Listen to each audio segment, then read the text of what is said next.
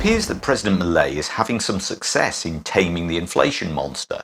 Both monthly and annual rates are seeing a downward trend, and for his fans, Milei can do no wrong.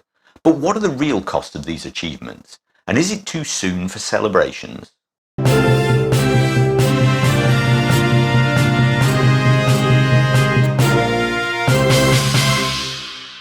Almost a year ago now, Javier Milei was elected president of Argentina on a promise to curb the spiraling inflation that has taken over the economy. Actually, that's a very simplified assessment of why Milei was elected and the various promises he made, but we'll leave it there for now. After taking office, inflation skyrocketed, but as Milei and his followers are so fond of saying, it has to get worse before it gets better. So most of these people were reasonably content to go along with it all. Annual inflation peaked around April at over 290%, but since then has consistently fallen and is now all the way down to only 209%. Success? Well, hang on a minute.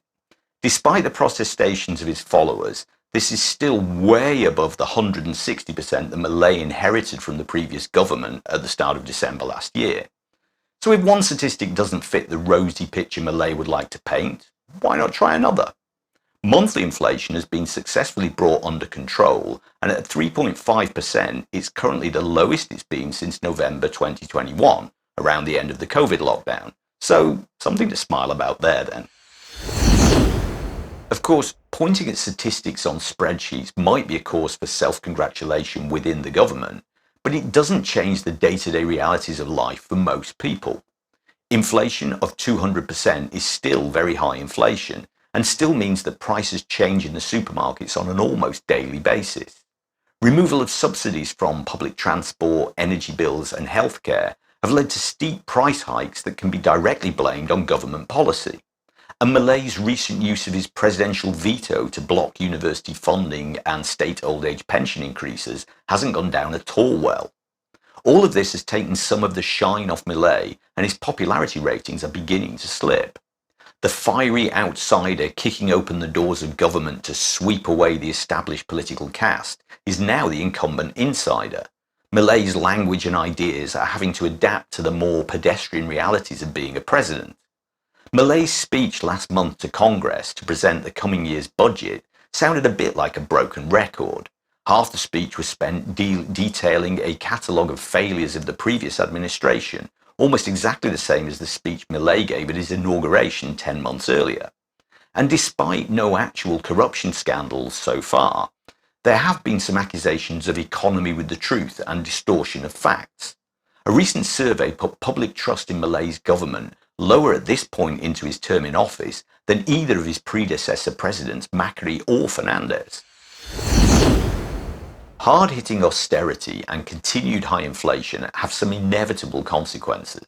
Poverty in Argentina is now firmly over 50%, with over 3 million new poor created since the start of 2024. And destitution, which means not having enough money to buy sufficient food to survive, is at 18% across the country and much higher in some of the poorer provinces. Both figures for poverty and destitution are substantially higher than at the end of last year.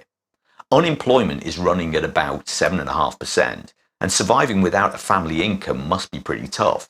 But many of the new poor still work and have been pushed into poverty by the erosion of the real value of their salaries and wages, as pay rises consistently fail to keep pace with the ever-ravenous inflation, even if it is now apparently under control.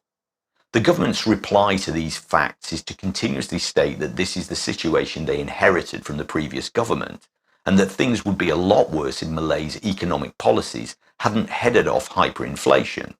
This may be true, but these words sound like excuses to those for whom poverty and unemployment is a new reality. Thanks for watching. I hope you found the video interesting. If you did, please give it a like. And if you want to see more content like this, there's a couple of videos on the screen now. If you're not already subscribed, you might want to do that too. If you want to support the channel, you can buy me a coffee in the link below. And until next time, que tengas un buen día.